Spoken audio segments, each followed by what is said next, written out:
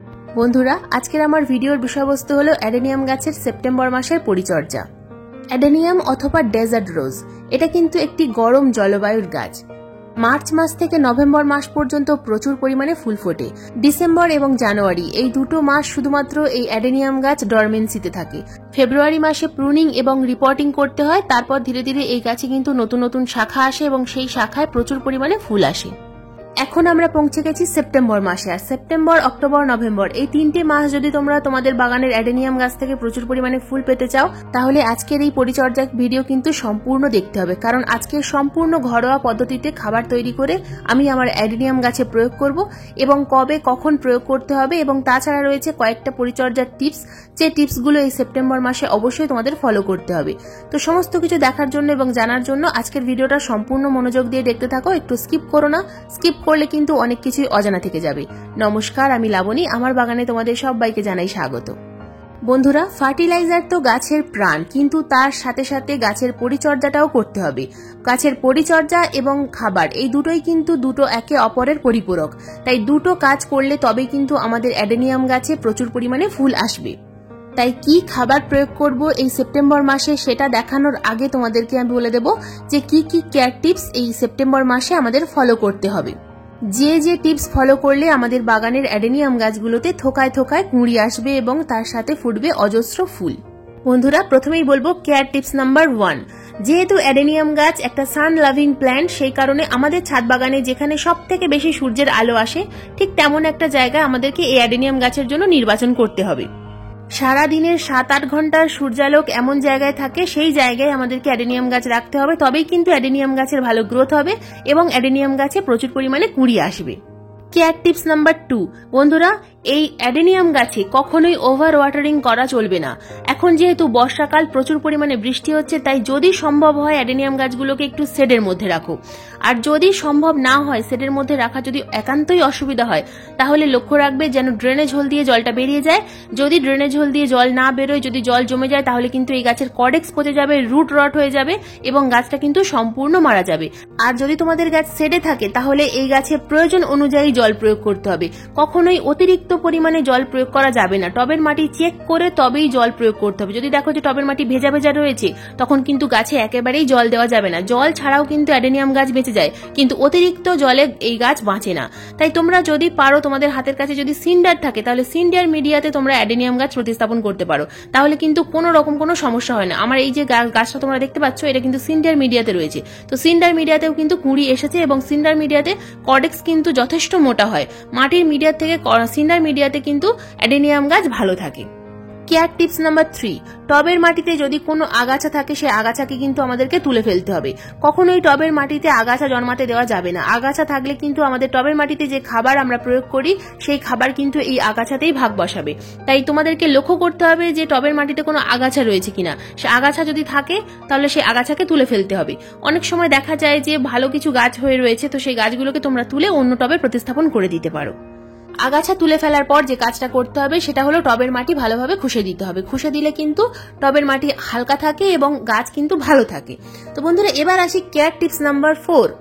অতিরিক্ত বৃষ্টিতে আমাদের টবের মাটিতে কিন্তু ফাঙ্গাস জন্মায় এবং ধীরে ধীরে আমাদের গাছের পাতা হলুদ হয়ে যায়। গাছে আমরা যে খাবার প্রয়োগ করি, সেই খাবার যথেষ্ট পরিমাণে গাছ গ্রহণ করতে পারে না, যার ফলে গাছের পাতা হলুদ হয়ে ঝরে পড়ে। তাই আমরা কিন্তু এই বিষয়টা নিয়ে খুবই চিন্তিত হয়ে যাই। তো বন্ধুরা, চিন্তার কোনো কারণ নেই।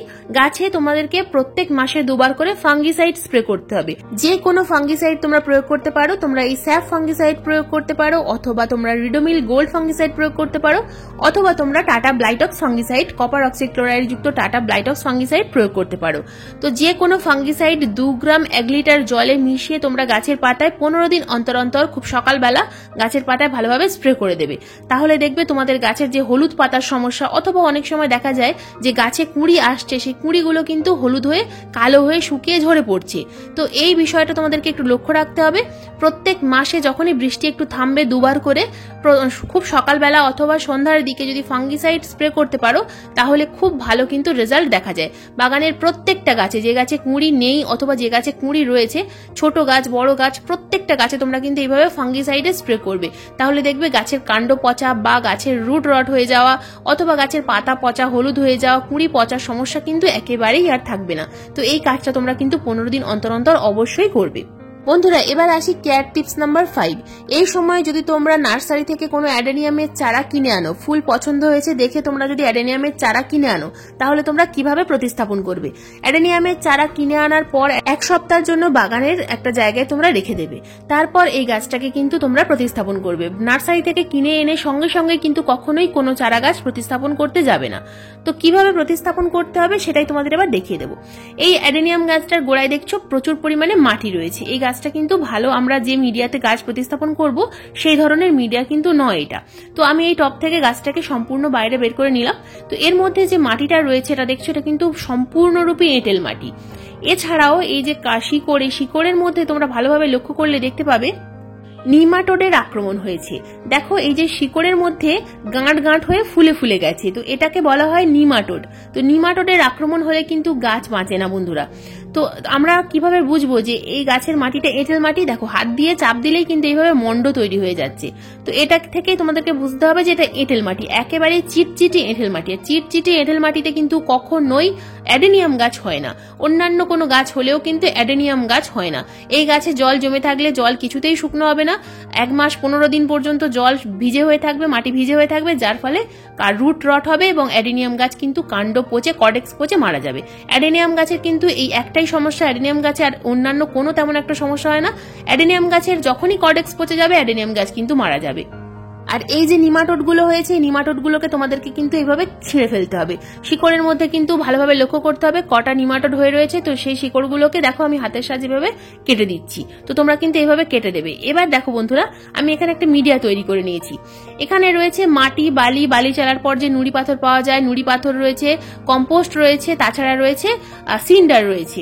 তো এই প্রত্যেকটা উপাদান মিশিয়ে আমি কিন্তু এখানে মিডিয়া তৈরি করেছি। তো আমি ডেসক্রিপশন বক্সে লিঙ্ক দিয়ে দেবো কিভাবে মিডিয়া তৈরি করতে হয় অ্যাডেনিয়াম গাছের। তো এখানে আমি ভালোভাবে দেখাতে পারলাম না, দেখাতে গেলে ভিডিওটা অনেক বড় হয়ে যাবে, যে কারণে আমি তোমাদেরকে লিঙ্ক দিয়ে দেবো। তোমরা সেই ভিডিওটা দেখে নিয়ে তোমরা যদি এই সময় নার্সারি থেকে কিনে এনে প্রতিস্থাপন করতে চাও অ্যাডেনিয়াম গাছ, তো সেই ভিডিওটা দেখে তোমরা প্রতিস্থাপন করতে পারো।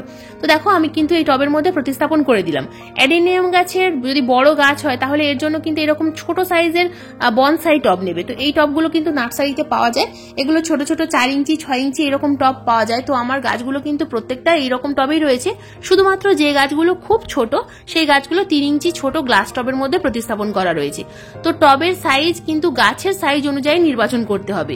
যদি দেখো যে গাছ ছোট তাহলে ছোট টব নেবে, যদি দেখো গাছ বড় তাহলে বড় টব নেবে। কখনোই ছোট গাছ বড় টবে প্রতিস্থাপন করবে না, তাহলে কিন্তু গাছের কর্ডেক্স পচে যাবে। তো দেখো আমি কিন্তু গাছটা এখানে প্রতিস্থাপন করে দিলাম এবং ভরপুর মাত্রায় জল দিয়ে গাছটাকে আমি প্রতিস্থাপন করে রেখে দেবো একটা ছায়া জায়গায়। তো এখন কিন্তু এই গাছে কোনো রকম কোনো খাবার প্রয়োগ করা যাবে না। অন্তত 15 থেকে 25 দিন পর এই গাছে আমরা খাবার প্রয়োগ করতে পারবো। তো এই যে গাছগুলো আমার রয়েছে, এই পুরনো গাছগুলোতে আমি খাবার প্রয়োগ করব। ছোট টব বড় টব প্রত্যেকটা টবে কিন্তু এটা সেপ্টেম্বর মাসের সম্পূর্ণ ঘরোয়া হোমমেড খাবার আজ আমি প্রয়োগ করব বন্ধুরা। সবসময় যে বাইরের খাবার প্রয়োগ করতে হবে তা কিন্তু নয়, হোমমেড খাবার দিয়েও কিন্তু গাছের আমরা ট্রিটমেন্ট করতে পারি। তো তোমরা বাইরের বাজারের কি খাবার দিতে পারবে সেটাও আমি তোমাদেরকে বলে দেবো এবং দেখিয়ে দেবো। তো দেখো আমি কিন্তু প্রত্যেকটা টবের মাটি ভালোভাবে খুশে নিলাম এবং কিনারা বরাবর একটা গ্যাপ তৈরি করে নিলাম খাবার প্রয়োগ করার জন্য। তো এখানে দেখো বন্ধুরা, এখানে 3 ধরনের ঘরোয়া খাবার রয়েছে এবং আরেকটা রয়েছে মার্কেটের খাবার। তো প্রথম যে খাবারটা আমি নিয়েছি সেটা হলো চা পাতা। চা পাতা কিন্তু আমাদের বাগানের প্রত্যেকটা গাছে প্রয়োগ করতে হবে। চা পাতা গাছের মাটিতে প্রয়োগ করলে গাছের মাটি অ্যাসিডিক থাকে, তাছাড়া গাছে ফুল আনতে সাহায্য করে। চা পাতায় আরো বিভিন্ন ধরনের মাইক্রোনিউট্রিয়েন্টস রয়েছে। তাছাড়া এটা যেটা নিয়েছি বন্ধুরা, এটা দেখছো এটা হলো পাকা কলার খোসার গুঁড়ো। পাকা কলার খোসার গুঁড়ো তোমরা ভালোভাবে শুকনো করে নিয়ে ছোট ছোট কুচি কুচি করেও টবের মাটিতে প্রয়োগ করতে পারো। এরপর যেটা নিয়েছি বন্ধুরা, এটা হলো হাড়ের গুঁড়ো। বন্ধুরা হাড়ের গুঁড়োর পরিবর্তে তোমরা কিন্তু এখানে ডিমের খোসার গুঁড়োও নিতে পারো। তো হাড়ের গুঁড়োর সঙ্গে কিন্তু আমি সামান্য পরিমাণ ডিমের খোসার গুঁড়োও মিশিয়ে নিয়েছি। তো এরপর যেটা দেখালাম হলুদ রঙের বন্ধুরা, এটা হলো লেবুর খোসার গুঁড়ো। বন্ধুরা লেবুর খোসার গুঁড়ো রয়েছে ভিটামিন সি, লেবুর খোসার গুঁড়োতে রয়েছে পটাশিয়াম, লেবুর খোসার গুঁড়োতে রয়েছে ফসফরাস। লেবুর খোসা কিছুদিনের জন্য রোদ্দুরে রেখে দিয়ে তোমরা যদি মিক্সার গ্রাইন্ডারে দিয়ে দাও কিন্তু এরকম গুঁড়ো হয়ে যাবে। তো আমার এটা কিন্তু কমলা লেবুর খোসার গুঁড়ো আমি স্টোর করা ছিল। তো তোমরা কিন্তু লেবুর খোসার গুঁড়ো যদি করতে না পারো সেক্ষেত্রে তোমরা লেবুর খোসা ভিজিয়ে রাখবে, ভিজিয়ে রেখে সেই জলটা প্রয়োগ করবে টবের মাটিতে সাধারণ জলের সাথে মিশিয়ে। তো দেখো প্রত্যেকটা উপাদান আমি ভালোভাবে মিশিয়ে নিলাম। তো এখানে আমি হাড়ের গুঁড়ো নিয়েছিলাম 4 চামচ পরিমাণ, কলার খোসার গুঁড়ো নিয়েছিলাম 6 চামচ পরিমাণ, চা পাতা নিয়েছিলাম 3 চামচ পরিমাণ এবং লেবুর খোসার গুঁড়ো নিয়েছি 4 চামচ পরিমাণ। তো প্রত্যেকটা এই উপাদান ভালোভাবে মিশিয়ে নিয়েছি এবং প্রত্যেকটা টবে আমি 3 চামচ করে খাবার প্রয়োগ করছি। তো টবের সাইজ অনুযায়ী খাবার প্রয়োগ করতে হবে। এগুলো যেহেতু 4 ইঞ্চি টব সেই কারণে আমি 3 চামচ করে খাবার দিচ্ছি।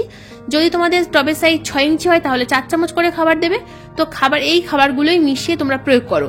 তোমরা চাইলে যদি তোমাদের টবের মাটি ভেজা থাকে তাহলে এরকম ভাবে গুঁড়ো করে খাবার দেবে, আর যদি টবের মাটি শুকিয়ে যায় তাহলে তোমরা এই প্রত্যেকটা উপাদান জলের মধ্যে ভিজিয়ে দিয়ে 2 ঘন্টা রেখে দিয়ে সেই জলটাকে টবের মাটিতে প্রয়োগ করতে পারবে 100 ml করে, তাহলেও খুব ভালো রেজাল্ট দেখা যায়। বন্ধুরা, এই সমস্ত খাবার যদি তোমাদের কাছে অ্যাভেলেবেল না থাকে সেক্ষেত্রে তোমরা কিন্তু অ্যাডেনিয়াম গাছে ব্যালেন্স NPK 19-19-19 হাফ চামচ পরিমাণ এবং হাফ চামচ পরিমাণ লাল পটাশ একসাথে মিশিয়ে টবের মাটিতে প্রয়োগ করতে পারো। তাছাড়া তোমরা এখানে NPK 10-26-26 এক একটা টবে 1 চামচ করে প্রয়োগ করতে পারো। এছাড়া তোমরা কিন্তু বন্ধুরা প্রত্যেক মাসে 1 চামচ হাড়ের গুঁড়ো এবং 1 চামচ নিমখোল টবের মাটিতে প্রয়োগ করবে, তবেই কিন্তু খুব ভালো রেজাল্ট দেখা যাবে। কারণ অ্যাডেনিয়াম গাছ ফসফরাস সমৃদ্ধ খাবার ভালোবাসে, আর হাড়ের গুঁড়ো গাছের মাটিতে প্রয়োগ করলে গাছে কিন্তু ভালো ফুল আসে। আর আমি যে খাবার করা দেখালাম এই খাবারগুলো যদি তোমরা প্রয়োগ করতে পারো দুর্দান্ত রেজাল্ট কিন্তু তোমরা দেখতে পাবে। একদম সম্পূর্ণ ঘরোয়া খাবার, কোনো রকম কোনো ঝামেলা ছাড়াই বাড়িতে তৈরি করে নাও এবং টবের মাটিতে প্রয়োগ করো। প্রত্যেক মাসে অ্যাডেনিয়াম গাছে প্রয়োগ করবে, মাসে 2 বার করে 15 দিন অন্তর অন্তর। আর যদি লিকুইড হিসাবে প্রয়োগ করো তাহলে তোমরা 10 দিন অন্তর অন্তর প্রয়োগ করবে। আর যদি রাসায়নিক খাবার প্রয়োগ করো তাহলে কিন্তু মাসে 1 বার প্রয়োগ করবে। তো বন্ধুরা, এই ছিল আজকের আমার অ্যাডেনিয়াম গাছের সেপ্টেম্বর মাসের পরিচর্যার ভিডিওটা কেমন লাগলো অবশ্যই কমেন্ট করে জানাবে। ভালো লাগলে একটা লাইক করো, শেয়ার করো, হাইপ করো এবং চ্যানেলে নতুন বন্ধু হয়ে থাকলে চ্যানেলটাকে সাবস্ক্রাইব করে পাশের বেল আইকনটা প্রেস করে দেবে। আজকের ভিডিওটা সম্পূর্ণ মনোযোগ দিয়ে দেখার জন্য তোমাদের সবাইকে জানাই অসংখ্য অসংখ্য ধন্যবাদ।